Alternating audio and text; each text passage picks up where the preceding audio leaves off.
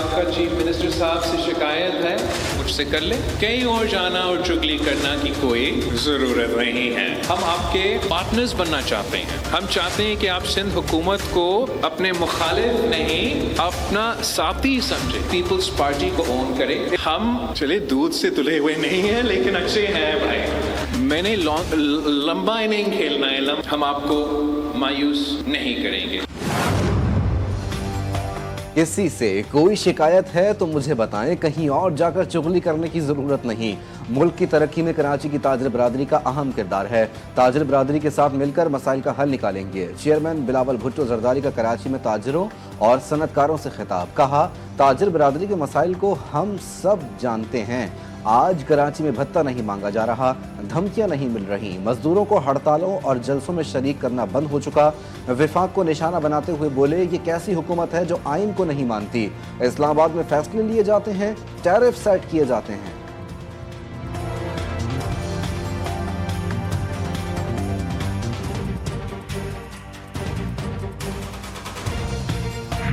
जो हक इस सूबे का है, इस सूबे के लोगों का है, वो हमें नहीं मिलता रहा है। लेकिन ये कराची के इश्यूज नए नहीं है, बल्कि ये डिटोरेट जैसे हुए हैं कि यहाँ पे ऑर्गेनाइज्ड भत्ता लिया जाता था। शदीद मसाइल हैं जहाँ पे पूरी दुनिया के लोग रहते हैं आके। लेकिन मुझे अभी रिसेंटली पता चला कि आप लोग मजाक बहुत करते हैं, और वो मजाक दूसरे लोग सीरियस ले लेते हैं, और उसके बाद फिर हमें खामखा में खिंचाई शुरू हो जाती है। मजाक किया करें, लेकिन उन लोगों के साथ किया करें जो उस मजाक को बर्दाश्त कर सकें।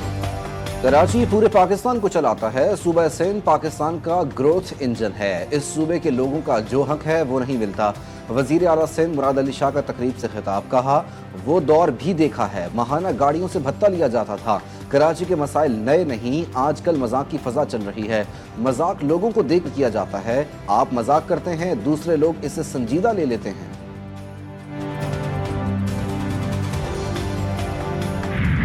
मुज़ाकराती कमेटी अभी इसी तरह रहेगी। शायद मैं तो उम्मीद रखूँगा कि शायद दोनों तरफ से ताली बज जाए, दोनों हाथों से ताली बजे। मैं इसको तो अभी बरकरार रखेंगे, कोई डिसॉल्व नहीं हम कर। हुकूमत राह तकती रह गई, अपोजिशन हरी झंडी दिखा गई। पीटीआई की अदम शिरकत पर मुज़ाकराती कमेटी का इजलास खत्म, कमेटी बरकरार रखने का ऐलान। इजलास में 45 मिनट तक अपोजिशन कमेटी का इंतजार किया गया। अयाज सादिक का कहना था कि अपोजिशन की गैर मौजूदगी की वजह से मुज़ाकरात नहीं चल सके। मेरे दरवाजे खुले हैं, तवक्को रखता हूँ मुज़ाकरात जारी रखे जाएंगे। इसहाक डार ने कहा कि हम अगर इजलास में आए हैं तो कुछ न कुछ लेकर आए होंगे। हमने पीटीआई के मुतालबात का जवाब तैयार किया हुआ है, मुज़ाकरात के अलावा कोई रास्ता नहीं है।